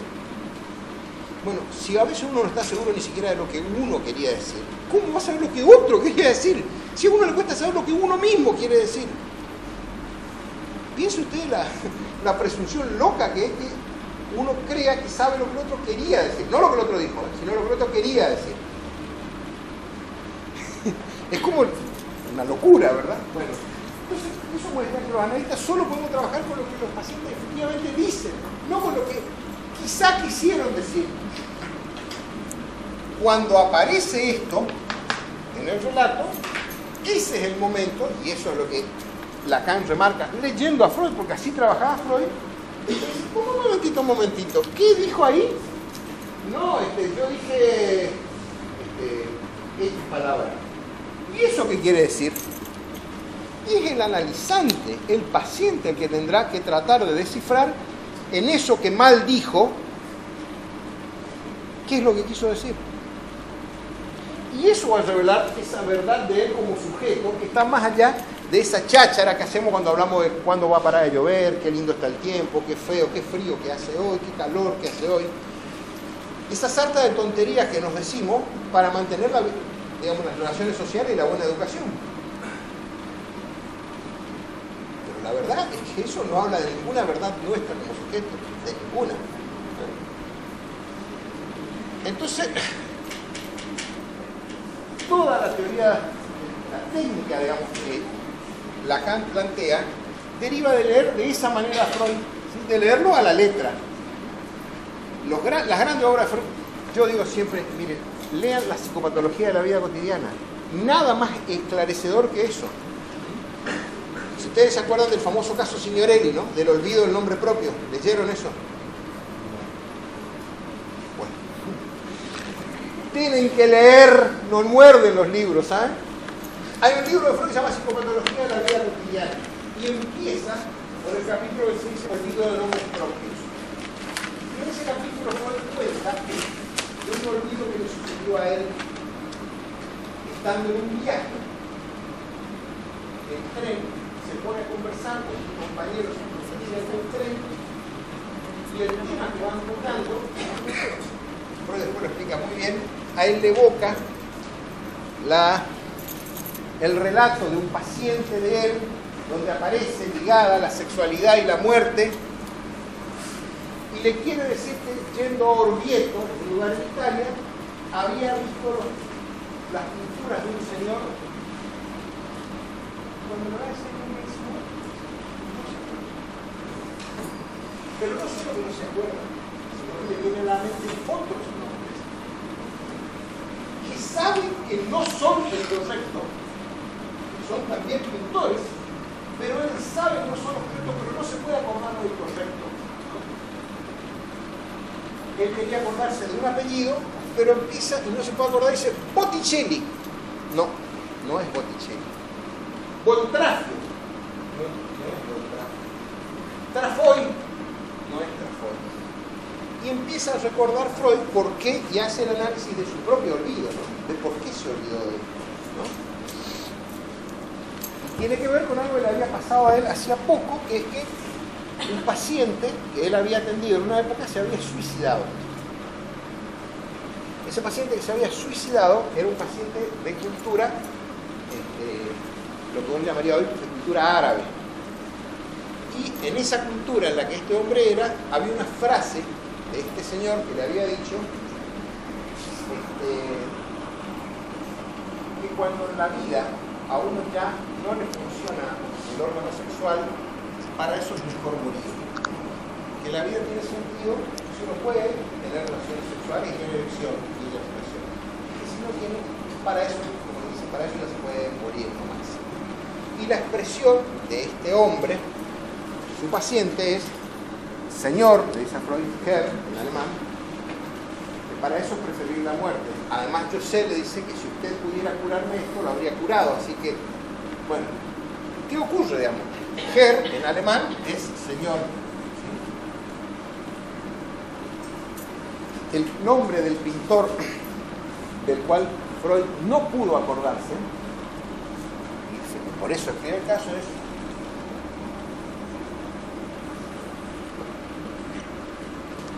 Signorelli. Signor es lo mismo que en italiano, es lo mismo que en alemán. Como él no quería acordarse de esta mala experiencia profesional, en el sentido de que no estaba en tratamiento con él, pero él sentía que el tipo finalmente se suicidó, y la frase del tipo había sido: señor, cuando uno ya no puede tener erección, ¿para qué seguir viviendo? Él dice, bueno, era una conversación con un tipo que conocí por la primera vez en un tren. Me daba, no sé, vergüenza hablar de algo así, digamos, de la relación entre la sexualidad, la muerte que él evoca del paciente que él había atendido. Bueno, y no tuvo forma de acordarse nunca hasta que terminó el viaje y bajó del tren. Y ahí dijo: Signorelli. No era ni Botticelli, ni Voltrape, ni Trafón, ni nada. Bueno, hace toda una serie de razonamientos Freud que le sirven a Lacan para ver que todo el tiempo de lo que se trata es de palabras, o sea, de significantes, que representan a un sujeto para otro significante. Esta palabra representaba a ese paciente que había atendido, que se murió, para otro significante, que es el doctor Freud. Entonces, esta idea de que tenemos significantes, tenemos significados que habrá que deducir, nos va a colocar en la perspectiva de entender algo que Lacan ya desde el comienzo de sus seminarios, allá por el año 50 más o menos, pone de manifiesto cuando dice que toda experiencia humana, cualquiera que ella sea, tiene la particularidad de que se inscribe simultáneamente en lo que llama tres registros, o tres modos de ordenarnos la experiencia humana. Él le va a llamar registros.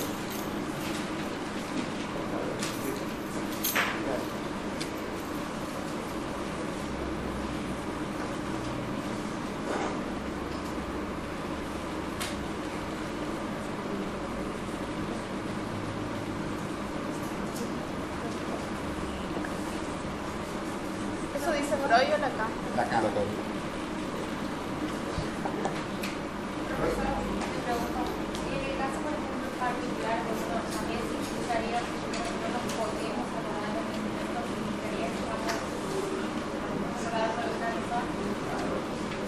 Nada es casualidad, para la obra no es absolutamente nada de casualidad. No es casualidad por qué apareció otra palabra en vez de esa, no es casualidad por qué te olvidaste. Todo está sobredeterminado, lo que pasa es que no tiene una única determinación, sino una sobredeterminación que tiene que ver con el deseo inconsciente, con la represión, con el deseo consciente. ¿Sí? Para decirlo de otra manera, la experiencia de nosotros, cada uno de nosotros, de la realidad en la que vivimos, se inscribe en estos tres registros: en lo real, en lo simbólico y en lo imaginario. Vamos a tratar de explicar qué es cada cosa para que se entienda. Yo me paro acá, me apoyo en algo, lo toco. Yo podría decir, acá hay algo real detrás mío, ¿no es cierto? ¿Sí o no? Ahora bien, supongamos que ustedes me dicen, bueno, explíquenos cómo es eso que usted está tocando. Yo decir, bueno, mirá, es duro, tiene una textura áspera, es un poco frío.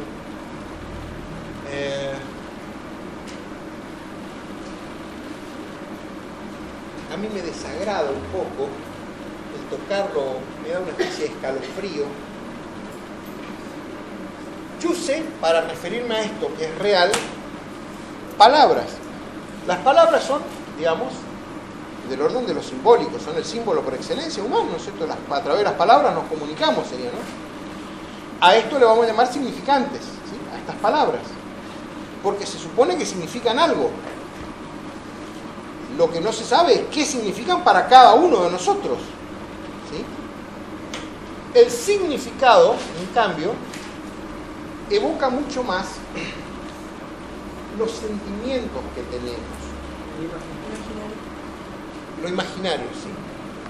Entonces podríamos decir que cuando yo usé la palabra áspero, duro, frío, a mí me da como un escalofrío. En cada uno de ustedes, esas palabras posiblemente evoquen experiencias que a lo largo de su vida ustedes tuvieron respecto a acariciando lo áspero, como dice la canción esa, a lo frío, al escalofrío. Quiero decir, Cuando dijo que le desagradaba. me desagrada, a ustedes quizás les evoca su propia experiencia de algo desagradable, que haya sido frío o que haya sido áspero. Quiero decir con esto que cada vez que nos comunicamos, si yo les estuviera contando eso, hago referencia a algo que es del orden de lo real, porque la pared está acá, ¿no es cierto? Que se lo explico a través de palabras que son significantes, y esas palabras evocan en ustedes emociones, recuerdos, fantasías, sentimientos. Las palabras, podríamos decir, si cabe la expresión, son universales, pero estos sentimientos que ustedes le evoca a cada uno de ustedes son absolutamente particulares y personales. Alguien me puede decir, mire, a mí justamente lo que me agrada es lo áspero. Y alguien dice, no, a mí eso, la verdad que lo áspero no me gusta. Sí, pero a mí me gusta eso, viste, que pasás la mano y te raspa un poquito, eso es lindo. Y tú dices, no, ¿cómo va a ser lindo? Eso es una porquería, te lastima todo. Quiero decir que sobre si algo es lindo o es feo, seguramente nunca nos vamos a poder poner todos de acuerdo. Como en el caso, por ejemplo, de los fóbicos, que por ejemplo para una persona un gato puede ser lo más lindo y para un gato. Quiero decir con esto que las palabras que tienen un nivel simbólico, en el sentido como significante, como lo que está escrito, podríamos decir, son comunicables. No es seguro que ante la misma palabra a ustedes le evoque a cada uno de ustedes los mismos recuerdos, las mismas emociones, y por lo tanto no le evocan los mismos significados. Vamos a poner un ejemplo más vulgar. Yo les cuento, el domingo Boca le ganó 1-0 a River. Es muy significante. Para los hinchas de Boca eso es maravillosamente placentero, y para los hinchas de River es una cosa desagradable, una afrenta. Y yo dije la misma frase. El domingo Boca le ganó 1-0 a River. La significación que esa frase tiene para quien la escucha, una es si es hincha de Boca, otra es si es hincha de River, y otra es si es hincha de otro cuadro que no es ni Boca ni River. Quiero decir que el significado es completamente variable y que tiene que ver con lo que cada uno es, con lo que a cada uno le gusta, con la historia personal de cada uno, con los rechazos que uno tiene, las cosas que le gustan, las que no le gustan. Es decir que lo que Lacan dice es, bueno, a lo real, a esto que es esto, yo no puedo acceder sino por vía de palabras, porque si no yo podría decir, ¿cómo yo sé que esto es una pared? Bueno, porque existe la palabra pared. Es decir, que en cuanto la cosa tiene un nombre, entra en el registro de lo simbólico también. A ver, si alguno de ustedes ha leído alguna vez filosofía, que ya a esta altura creo que no, Immanuel Kant decía, la palabra mata a la cosa, ¿no? ¿Sí? Bueno, quiere decir que la cosa muere cuando yo encuentro la palabra que la expresa. ¿Sí? Lo real es la cosa. La cosa, uno puede decir, la cosa existe, pero si yo ya le pongo un nombre, ya existe como palabra, entonces existe en el registro de lo simbólico. Pero a la vez, una pared puede evocar en cada uno de ustedes una significación distinta.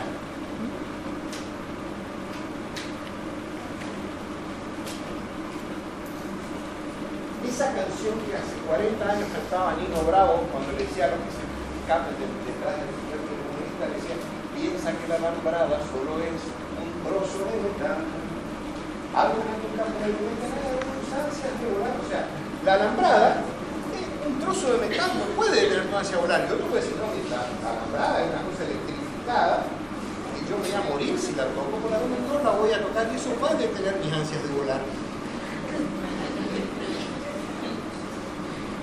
¿Se entiende la idea? Es decir, lo que significa es absolutamente variable.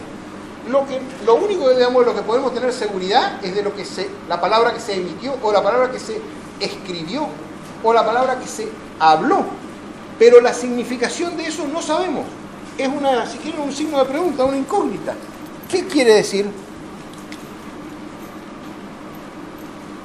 Pues bien, él dice, bueno, toda experiencia humana se inscribe simultáneamente en estos tres registros. Lo real no es la realidad. En todo caso, esto, la síntesis de esto es lo que podríamos llamar la realidad. Que se supone, en gran medida, no es seguro, que es lo que llamamos la realidad compartida. Todos los que estamos acá sabemos que esto es una pared. Alguien podría decir, no, mire, es un meteorito que acaba de caer de Venus. Pero la mayoría de los que estamos acá vamos a pensar que esto es una pared. Es decir, eso supone que tenemos una realidad compartida. Pero digamos, nada más engañoso que creer que de verdad compartimos la realidad compartida. ¿No? Es decir, con cualquier realidad social de la que habláramos, y mucho más si habláramos de realidades políticas, suponemos que compartimos la realidad y después nos damos cuenta que cada uno que habla dice otra cosa. O sea que no es verdad que compartimos la realidad. La sociedad de todas maneras funciona sobre la creencia de que capaz que sí que compartimos la realidad.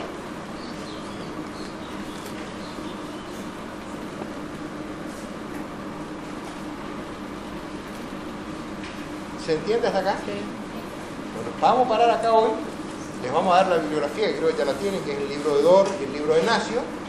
Cada uno tiene un par de capítulos. El de Nacio un capítulo, el de Dor algunos capítulos más. Y el jueves que viene retomamos esto. Y en la otra parte de la clase vamos a empezar a hablar de las adicciones, que es un tema que está pendiente del programa. No sé, tomar asistencia.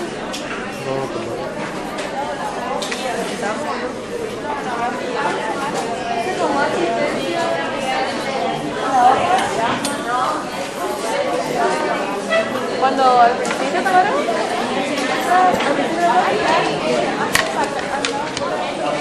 ¿Le avisaron ustedes? Sí, tuvimos temprano, lo escuchamos.